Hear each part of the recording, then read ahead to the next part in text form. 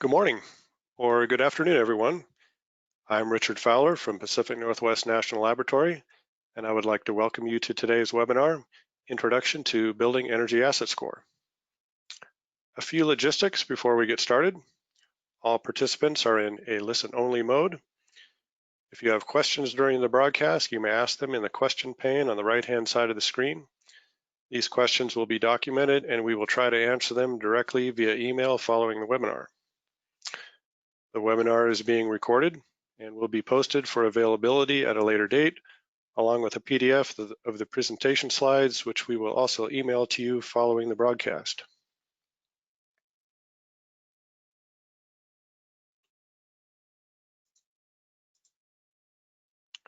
Asset Score is available as a part of the suite of analysis tools for commercial buildings sponsored by the U.S. Department of Energy Building Technologies Office.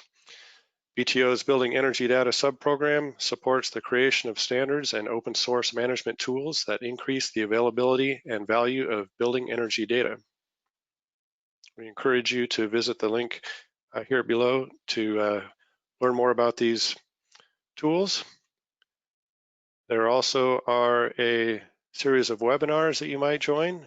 This webinar is part of a series of recent and upcoming webinars providing insight and instruction for using some of the aforementioned analysis tools. For example, Introduction to SEED and Introduction to the Audit Template will take place later this week, and an Advanced Features webinar for SEED will take place in May.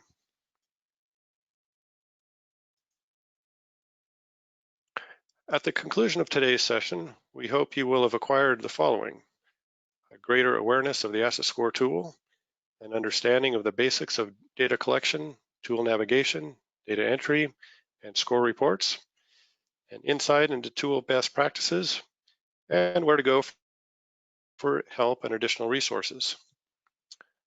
The session will be divided into 3 sections listed here, followed by a step-by-step demonstration of how to enter and score a building. So what is Asset Score? Asset Score is a free web-based tool for assessing the physical and structural energy efficiency of commercial and multifamily residential buildings. It provides an evaluation of the building energy assets, which are comprised of the building envelope, or roof, walls, windows, and its major systems, including lighting, mechanical, electrical, service hot water equipment. And the graphic you see on the screen here includes the major components and factors that affect a building's energy use. And it illustrates the fact that Asset Score evaluates the building components inside the dotted blue box. The tool does not take into account user inputs for the items outside the blue box, such as operating schedules and occupant behavior, to generate an Asset Score. Instead, it uses a set of standard operating assumptions.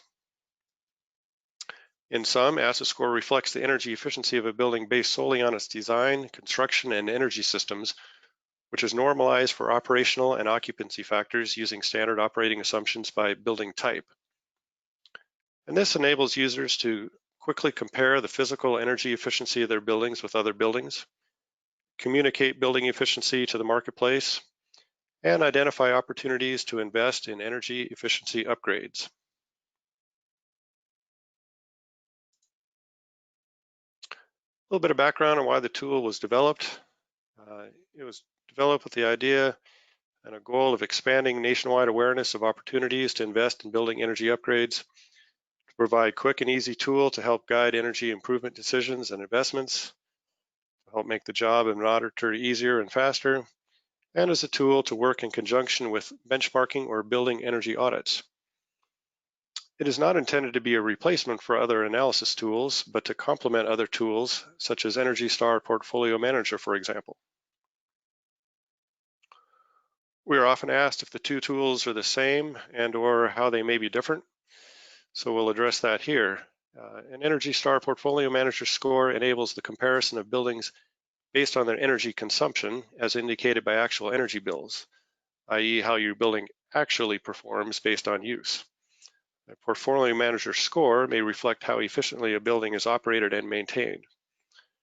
In contrast to that, Asset Score reflects the energy efficiency of a building based solely on its design, construction, and energy systems, i.e. how your building should perform based on construction. The score may be seen as similar to a miles per gallon sticker as seen on cars. We want to point out that the scores of the two tools are not directly comparable. Once again, asset score reflects modeled energy use under standard operating conditions, while portfolio manager scores reflect measured energy use under actual operating conditions. However, using both tools gives users powerful information that can inform both energy upgrades and improvements in building operations. For example, in the graphic seen here, a building that receives a low Energy Star score and a high asset score may be an indication that the building may benefit from a retuning or a retrocommissioning. Or a building that receives a high Energy Star score and a low asset score may be an indication that the building may benefit from some capital improvements. Recently, the Seattle Building Tune-Up Accelerator program used both of these tools as part of their Building Tune-Up Accelerator program. They have a website which includes information on this program, and it includes a link to a webinar which includes a review of how these tools were used. So what does the tool do? Well, it does two things. It generates an energy asset score ranging from 1 to 10 that reflects the building's as-built physical characteristics and overall energy efficiency, independent of occupancy and operational choices. And it produces an asset score report, which includes the total estimated building energy usage and energy use by end use under standard operating conditions, an energy efficiency assessment of the building's individual systems, and a listing of suggested energy efficiency opportunities. Taking a look at the asset score itself, it's a shaded 10-point gradient graphical scale representing a building's efficiency, where 10 is the highest achievable score, reflecting the lowest expected energy use for a building of a particular use type that is achievable using current building energy efficiency technologies without renewables. A score of 10 would qualify to be considered a high-performance building. Different score scales are used for different building use types to ensure that buildings are scored fairly by accounting for differences in standard operating conditions. Basically, you would compare offices to offices, retail to retail, etc. There are call-out boxes above the score scale, which include a current score, which is the score generated for a specific building entered into the asset scoring tool, and a potential score, which is an estimated score that may be achieved after recommended efficiency upgrades identified by the asset scorer made. There's also a notice of estimated savings, which reflect the reduction in source energy that would result from undertaking all of the efficiency improvements identified by the tool. I do want to point out that actual savings, of course, will depend on a variety of factors, including actual operating conditions. So how does it work? Well, asset scoring uses the results from an Energy Plus simulation model to estimate the building's energy use intensity. The model applies the information you provide about the building's overall characteristics and energy systems, as well as standard operating assumptions about operation and weather. The estimated EUI is then adjusted to account for local climate and then converted into a score, as we mentioned, ranging from 1 to 10. The model provides default or inferred values when certain variables are not entered by the users of the tool, and performs an analysis to provide feedback on areas and options for energy efficiency improvement. Energy use estimates, OpenStudio, and Energy Plus models may be downloaded for additional analysis. As shown in the last box on the right, reports in the form of PDF, CSV, OSM, IDF files are all available after a building has been modeled and scored. Speaking of scoring, how do I score a building? Basically, it's pretty straightforward. You collect data by conducting a building walkthrough, or from previously conducted energy audits, or from other documentation that you have access to. Then you can launch the web-based tool on a desktop or laptop for data entry, and finally submit the building for a simulation to generate a score report. A couple things I want to point out about data collection. You may record data using your own custom form or spreadsheet, or use the asset score data collection forms, which are available to download from the asset score resources page listed here. These available forms include either a short form, which lists the minimum required data fields necessary to generate a score. It's used for simple buildings and if you have a limited knowledge of asset details. And then there's a long form, which includes all of the available asset score input fields and identifies which of these fields are required and which are optional. Do you want to point out that the tool presently doesn't have the capability to electronically upload sets of building data into the tool? Inputs are all done by hand at the moment. So let's get started. We're going to use the building pictured here as an example for entering into asset score. This building is a mixed-use building with 4 floors of office space over a single floor with retail space.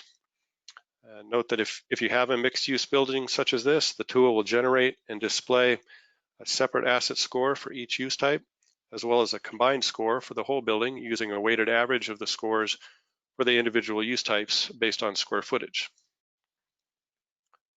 Minimum asset score inputs for our example building have been listed here in a table for ease of reference. We've captured the important items that you'll need to enter. Every building will need to have a roof type, a wall type, floor type selected, for example, and we'll get into that pretty soon. On the right, bottom right there is a Google Maps image. The tool provides an opportunity to generate a graphical representation of your building's footprint and shape in the form of blocks. And you will need to input geometric dimensions to generate these blocks.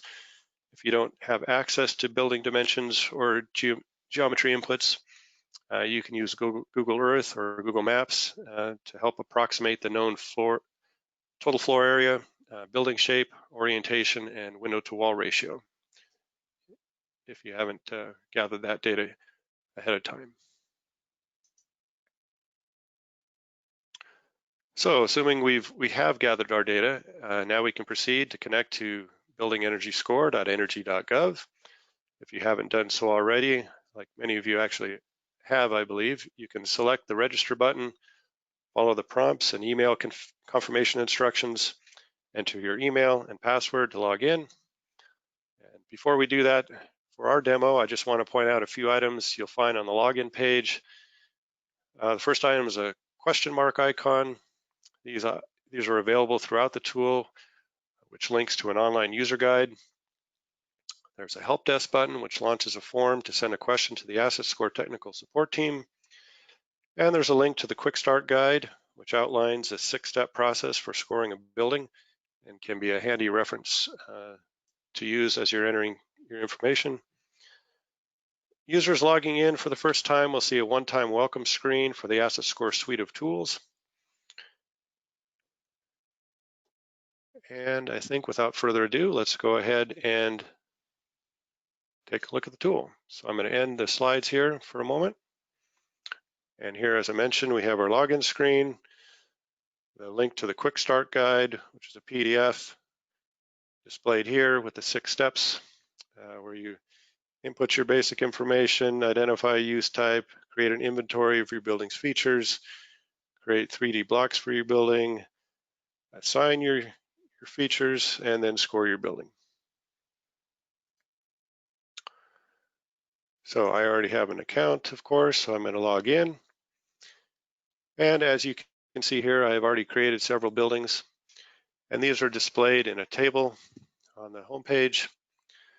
You can, as mentioned, this is part of there are a suite of tools available. These are identified by the highlighted tabs at the top of the screen here and by the logo on the top of the table here. The table may be sorted by any of the headings. You can sort by ID, last modified, or when if the building has been, what the status is. As you can see here, I have a couple buildings that have already been scored, and they are in rated mode. There's some buildings that are in editing mode. There's a filter on the far right side of the screen here, where you can, maybe you only want to view buildings that have been scored. You can select that filter, and now all that have been displayed are the rated buildings. You can also use this search box here to enter a keyword search. For example, maybe we only want to see our example buildings. And now we have just the 3 buildings that we have filtered for. This could be useful if you've, as I've done here, have created multiple buildings and you want to easily reference only a handful at a time. Okay, so we're going to go ahead and enter our example building by selecting the big green Add a Building button at the right-hand side of the screen here. And you'll see there are a pair of input modes. There's a preview input mode where you can enter just a handful of inputs and get an estimated score range and score report preview. This is a feature that may not be supported in the long run, so we're not going to spend any time on that at the moment and just focus on the full input mode of the tool. And we're going to select the green asset score button to continue. And now we have a data entry screen to enter basic building information. As you can see here, there's a star next to some of the input fields. If you were to attempt to advance from this screen without entering the information, it will prompt you that this field is required. So that's what the star indicates. And we're going to start by just giving a building name for this particular demonstration. And we need a year of completion. Note that this could be the year of completion or year of last major retrofit. If our building was built in 1920, for example, but in the year 2000 had undergone a series of upgrades, you would want to enter that. Otherwise, the tool will assume that all the components are older components and may recommend upgrades that have already been implemented. Of course, the building needs to have a total floor area and a location. And we're going to select somewhere in Chicago.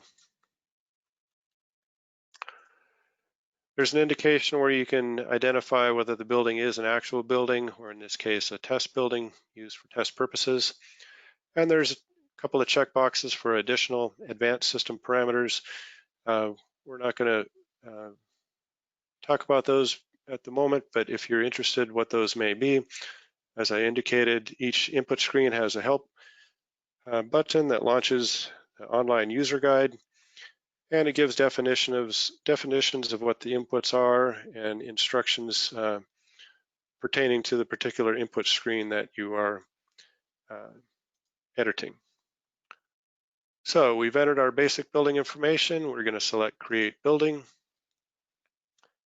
And now what will follow is a series of prompts to guide us through adding our building components. If you want, you can actually skip all of these and just hit next, next, next. But we're going to go ahead and do these one at a time because just to demonstrate how the tool basically walks you through step by step as for easy reference. The first item we need to enter is a building use type. And as I mentioned in our description, we have a office use type. Hopefully you can see this drop-down menu here where there are 19 commonly used or commonly seen building use types. We're going to select office and add, and we're going to select retail and add. Once again, there's 19 available use types. We're in the process of adding commercial kitchens and hospitals and possibly a few others in the future. But these are what we have so far in the tool, and there are some of the more commonly used use types. Okay, next we can add construction assemblies. As I mentioned earlier, every building needs to have a roof type selected, a wall, floors, etc. And this is where you can do that. There is a button up here to enter infiltration information. It will ask you if you're aware if your building has been air leakage, tested for air leakage. If you say yes and you happen to know what that rate may be, you can enter it here. Or if it hasn't been tested, it can prompt you for the building code that was tested for. So for example, maybe it complies with IEC C 2015, and you can enter that information here. Okay, so let's go ahead and add our roof by selecting Add Roof. Maybe it's a metal building, built up with metal deck. If you happen to know what the thermal properties are, you can enter them here. R value, insulation, U value. But maybe we don't know what those are, so we're going to leave it as I don't know. You'll need to select an occupancy type in that case, in which case this is a non-residential building. And we've now created a roof. Skylights are optional, but if you happen to have some present, you can enter those. We're going to bypass that and just add walls and a floor. And in this case, maybe we do know what the insulation is. And maybe it's R30 insulation value. So we'll go ahead and enter that. Then you have an opportunity to add windows. If you notice here, the tool automatically gives it a name, window 1, but maybe you can add your own identifier, whatever you choose to enter. And it asks for a glass type. Once again, thermal properties. Maybe you do know the thermal properties of the window, or you can enter U value, SHGC, and maybe you don't know what the visual transmission is, so we'll just leave it blank. And then we're going to move on to lighting. As you notice here, the more you advance, the more icons you see up above. This will eventually display all of the sections of the tool. Right now we're in lighting. We can add lighting fixtures that are present in the building. Maybe it has some T8s that are pendant. Maybe they're 40-watt tubes, 2 lamps per fixture. And maybe the building has some LEDs. Maybe they're recessed cans, just 1 lamp per fixture. And then we can move on to HVACs. In the HVAC section, you can enter equipment components individually, for example, air handlers, zone equipment. Maybe the building has a chiller plant loop or a boiler plant loop. You can also select this Add HVAC Systems button, and this will bring a drop-down of commonly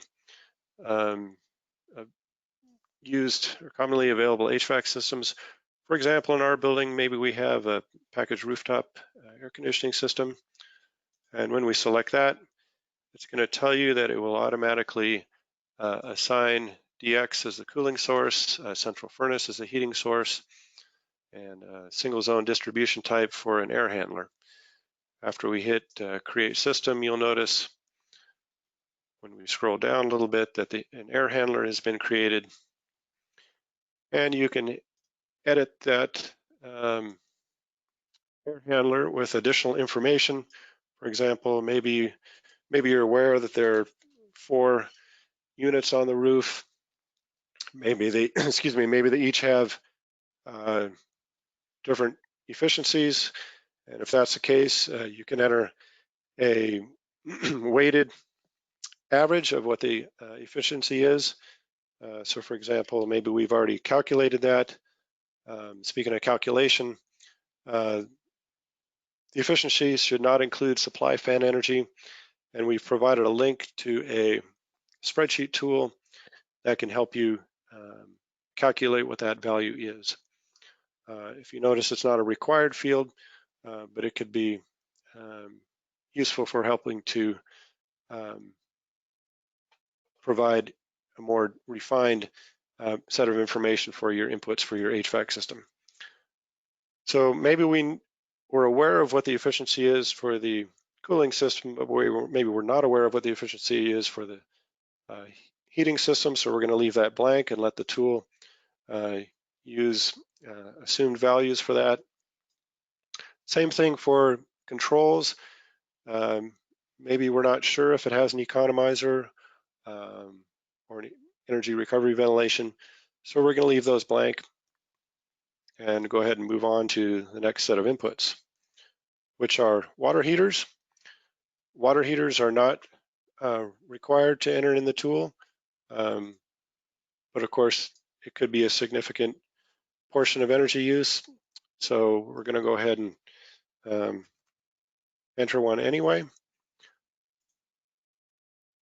And operations are also not required, but it could be useful for helping to determine what your potential score is. If you choose to enter an elevator, you can enter it here.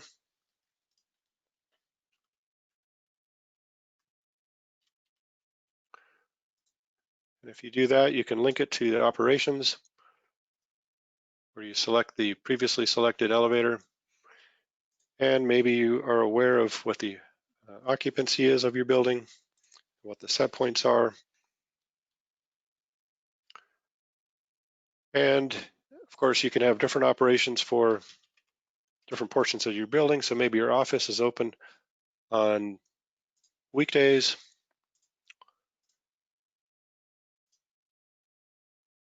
and you could set the operations for retail. Maybe the retail is open on the weekends. We're going to leave that alone for now and go ahead and move on to the next portion of the data entry. If you notice, there's a prompt here that says, hey, we're about ready to move on to the geometry portion. Are you ready? You can say yes. If you say no, you can go. If you say no, you have the opportunity to go back and edit any of the inputs you've already made. But the prompt is also indicating you can still make changes to your edits if you advance, and we'll see that in just a moment. So we'll say OK.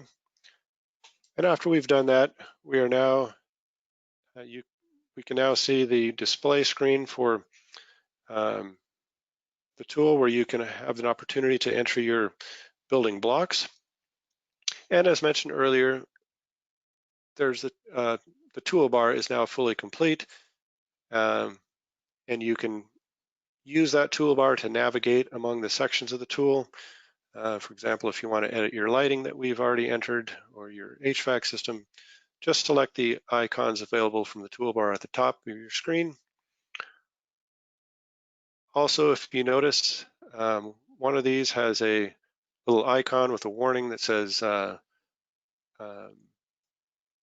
you might want to pay attention to something right here, and we'll talk about that in just a second. But if you happen to see this icon, you will not be able to score your building until all the icons on the toolbar are gone. So, okay, so we're going to enter the geometry by selecting the Add Block Plus button.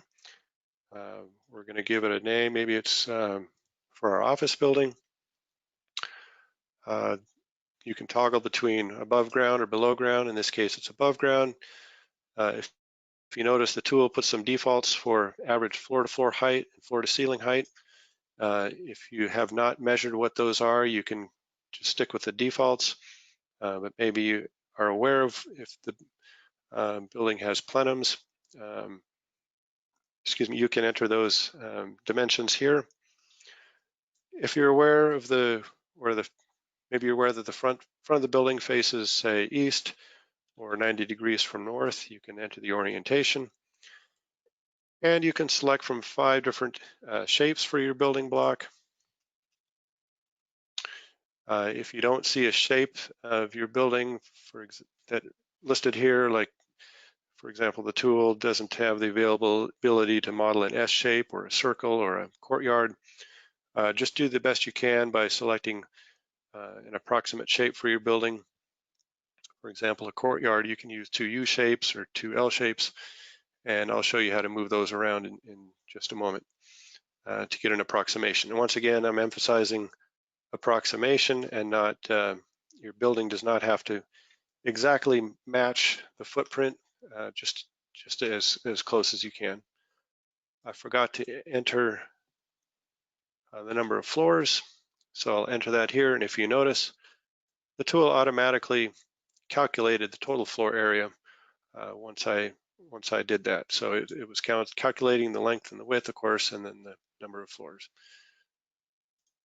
So now we have an office block, and we're going to go ahead and enter a retail block.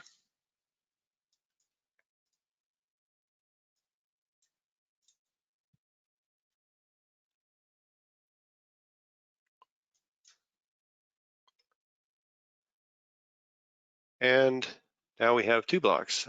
If you notice, the tool automatically stacked retail block on top of the office block, but in our picture, we're aware that the retail is actually on the ground floor. So we're going to move that by clicking and holding on the block that you created. Notice it highlights in green, and we're going to slide it down to the ground level, and then we're going to grab the office block and drag it right on top of the office block. As you noticed, of course, you have a lot of flexibility in how you want to arrange your buildings. Of course, maybe buildings may be side by side. They may be offset a little bit. They may be not even connected. You can enter as many blocks as you want, and once again, they don't have to be connected. This could be useful if you're modeling a campus set of buildings, for example, a school, a university, or office campus. You can model several blocks all at once. Let's see. You can also use a couple of tools as seen here at the bottom of the screen that may be handy for you. For example, I mentioned if your blocks are offset, and you can actually enter the distance that they may be set aside. Maybe your buildings are 20 feet across. You can use this tool here to toggle on a guide, or there's also a toggle block for, a toggle button for snapping. By default, if you pull it apart, the closer you get, it'll kind of automatically snap for you. But if you want to toggle that off, you can remove it for a little bit more precise assistance in moving your blocks around. Okay, we're going to keep those toggle off and stack our block once again. One other thing, you can zoom in or zoom out, and that could be helpful in placement of blocks with a little bit more complexity to them. Okay, once your blocks are all set, then we need to add our components. If you notice, now you have quite a few warnings up here, and that's because your components haven't been assigned to your blocks. First thing we want to assign are use types, and to assign a component, hold your mouse over the item, click and hold, and drag and drop. Basically, hover over the block and let go. As you can see, it's now highlighted in blue, so our office has been assigned. Now we need to assign our retail. And that has been assigned, and the little warning has gone away. So we can move on to our construction assemblies. And the notification here says every block must have an assigned roof assembly. So we'll drop our roof onto the office block, and then we'll drop our roof onto the retail block. Now, some of you may be wondering, why do I need to assign a roof to the retail block when it's underneath the office? Basically, the model will recognize when the blocks are stacked, and it knows that this isn't really a roof per se, but for the exercise of completing the model, the tool actually does require that you assign a roof and a floor, for that matter, on each of your blocks. The next upgrade to the tool will have the capability to assign adiabatic walls. For example, this building here, we're assuming is a standalone building but maybe the building is in reality adjacent to another building, um, and we'll have the capability to address that very soon here. Okay, we've assigned a roof and a floor. Now we need to assign a wall to each of our blocks. And if you notice, the warning went away because windows aren't necessarily required to model your building, but we do know that both of these blocks have windows, so we're going to go assign windows. When you notice, if you'll notice that when I did that, another pop-up window appeared. That's because window inputs need a few more inputs. You have the opportunity to identify whether your windows are continuous, in which case you need to enter a window to wall ratio. So maybe office is 50% windows. You can enter a shading type if you want. And we're going to assume that the retail block maybe has we'll say a few more windows, maybe it's 70%. Okay, so now we're all ready to move on to lighting, but I do want to point out a couple more things on this screen here. For example, if you're aware that, so maybe your building has 50% windows, but there's no windows on the north side of your building, for example. If that's the case, you can select this Edit Surfaces button and click on a particular surface, and you can choose to remove the windows from that surface.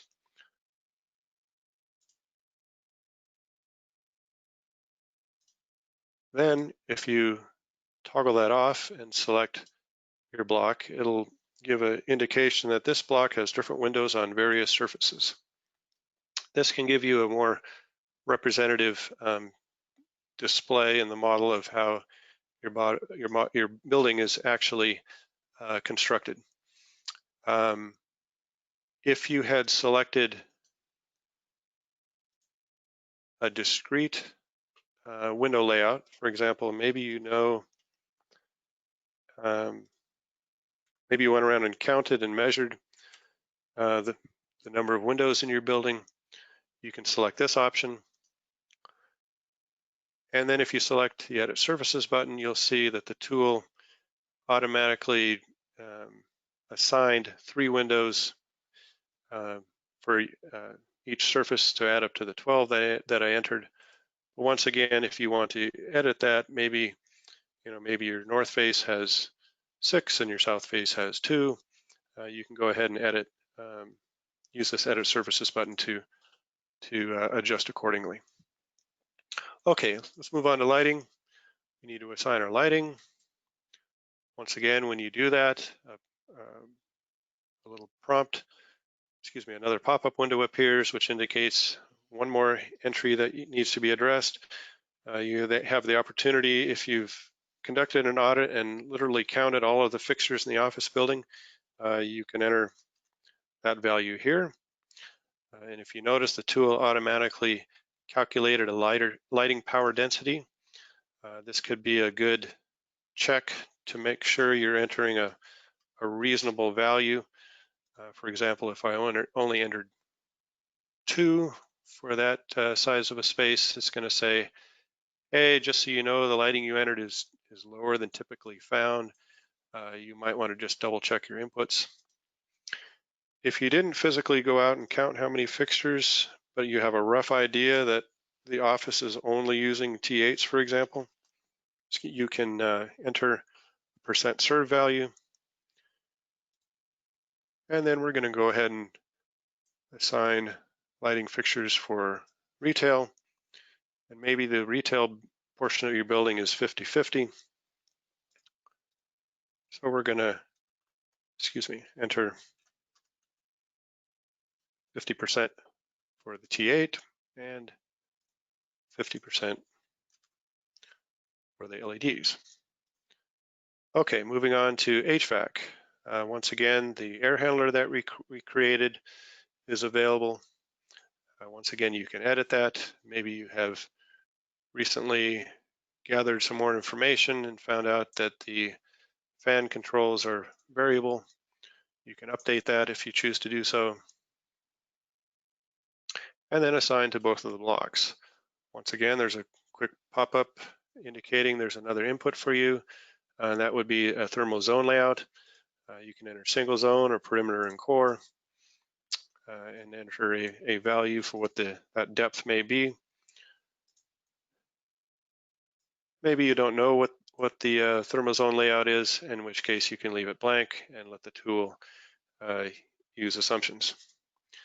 Now, as you can see, all of the warnings have gone away up here. There is a little yellow warning button right here that it's just saying, hey, by the way, you entered 20,000 square feet, but then when you created blocks, it's actually 40,000 square feet, and your report's going to have two different values on there. So we just wanted to let you know that to adjust if you choose to do that. And so you can go into the building information screen and edit the previously entered building information and adjust accordingly. And now this warning has gone away. If you do recall, we had entered water heaters and operations. Since they're not required, it's not prompting you to assign them. But if you want to make sure that they do get assigned, you'll want to go ahead and go into those sections of the tool and assign accordingly, which we have done here. If you click on the building, there is one input where you can select low flow faucets if you're aware that the service water system has a set of those. You can check that box. We're going to leave it blank for now. Move on to the operations. You can grab the office operation as we had indicated and drop it onto the block. We did not enter retail. We're going to leave that blank and just assume we're not sure what the additional operations are for that. And then we're all ready to score our building. Before we do that, the building information screen gives you the opportunity to review all of your inputs at once on this screen here. And the little red indicators are an indication that you can edit a component directly from this screen. For example, maybe we realize that we made a mistake and chose the wrong wall type. You can change that here instead of going back to the actual section in the tool over here on the construction. So that's just a handy way to review and edit as needed. Okay, so we're ready to score our building. You go ahead and select the big green score button on the right-hand side. And what you see here is a kind of a quick preview of what your report might look like. It already has evaluated your building enough to know that it's going to include a recommendation that you add insulation to your roof and your wall for our building, for our demonstration building, for example. And that's handy in a couple of ways. First of all, if you see this recommendation and you're pretty sure that you didn't actually go up into the roof and find out what the insulation is, but you're pretty sure that the building has enough insulation, you can deselect whether you want that displayed on your report. Maybe you're giving a report to a building owner, and rather than have them question, why am I seeing a recommendation to add roof insulation when I just added it last year, you can choose to not have that displayed on your report. We're going to go ahead and select all the recommendations for envelope and for lighting. And the other handy information on this preview is that you can choose to select for HVAC, you can choose to select whether to have the tool give you its own evaluation and recommendations of what your HVAC system improvements could be, or you can see that the tool is giving you an option to select one of these high performance options. For example, if you select the option to replace the HVAC system with a dedicated outdoor air supply with a ground source heat pump, you can select that and know that when your score comes through that it will be identified as a high performance building in your recommendation. So we're going to leave that blank for the moment, and we're going to let the tool evaluate what it sees based on our inputs. And we're going to select score building. And a prompt will say, okay, it's been submitted. You'll get an email notification when your report is ready for download, and let you go back to your home page. There's an indication up here, by the way, your building is currently being scored and cannot be viewed or changed. So we're just going to leave it alone and let it do its thing, but we're not going to sit and wait for it. It'll probably take 3 or 4 minutes. Instead, we're going to take a look at a couple of buildings that have already been scored. For example, these two buildings here. And this is an example where I did select the high performance building option. When I didn't select it, the building had a current score of 3.5 with a potential score of 9.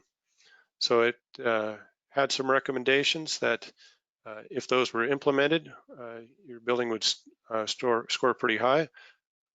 But when the high performance building selection was selected, it shows that by implementing that recommendation, you can actually score a 10. So if you want to look at your report, there's a big yellow download button on the right-hand side here. And when you select that, you have the opportunity to download the PDF report. And as I mentioned earlier, Asset Scorer gives the opportunity to download an Open Studio model or an Energy Plus model for both your current building as it's built or as it's built with the recommendation upgrades configurations. So when we select Download Report, here's the PDF. Right up front here, you see the score scale and your score, the estimated source energy use, the standard operations that are used for each of the use types will be displayed on another screen. Once again, this is a mixed use building, and this is the overall score for the whole building. Energy use by intensity and fuel type are displayed in this box here. And let's see, let's advance to, okay, so this is the office portion of the building. As you see, it's scored a 3 with a potential of a 9. If you scroll down to the retail portion, remember that we had selected LED lighting for a portion of the retail building, and that had a significant impact on the score of the retail. Once again, here are the standard operating conditions and assumptions that are listed over here. And then we have the upgrade opportunities for the building. As we saw earlier, we see a recommendation for upgrading the windows, the roof insulation, the wall insulation, upgrading the lighting in the for our T8s, recommend some occupancy sensors. For the HVAC system, it's recommending to add some controls, economizer, DCV, variable frequency drive, etc. And here's where maybe you can review your report and think, oh, actually, I think this building has an economizer. You can go back and make an adjustment to your building and rescore it, and then this recommendation will not be displayed. If you're curious what some of the recommendations are, if you notice there's a little learn more link that will link out to a portion of the building upgrade guide that can give a little background and more details on specific technologies that maybe recommendation that you may be seeing in your report. Okay, let's go back to the home page real quick. So where do we go from here? What do I do with my report? As I indicated, you can download it and for your records, or maybe you want to score your building again. As I mentioned, maybe make adjustments for that economizer that was in there. You can open up the building and take it out of from scoring mode to edit mode by selecting edit your building, and then you can rescore your building. Or you can just leave it alone and leave it as is, and you can make a copy of your building by selecting this little gear icon on the underneath the options column and select duplicate building. And now you have a copy of your building, and you can maybe change the name of your building and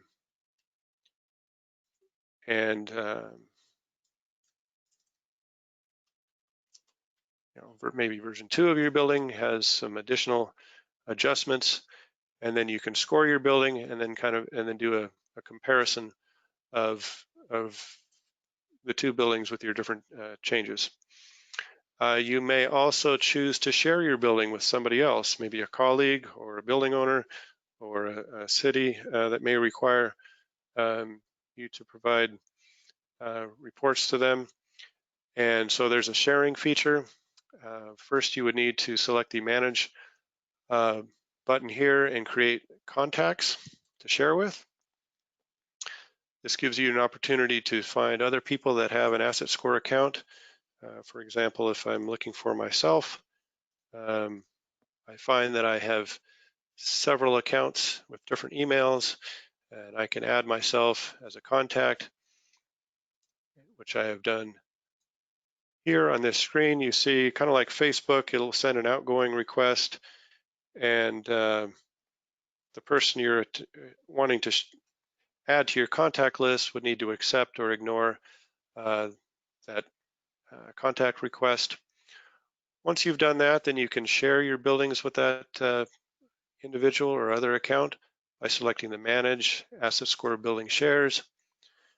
And all the buildings that you own in your account are now listed in a table.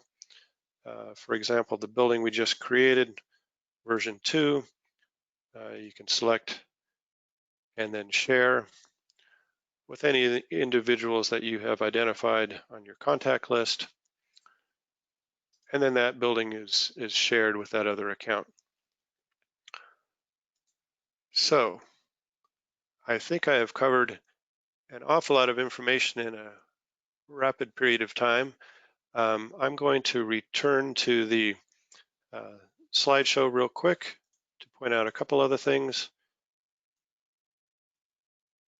Bear with me just a moment. Okay.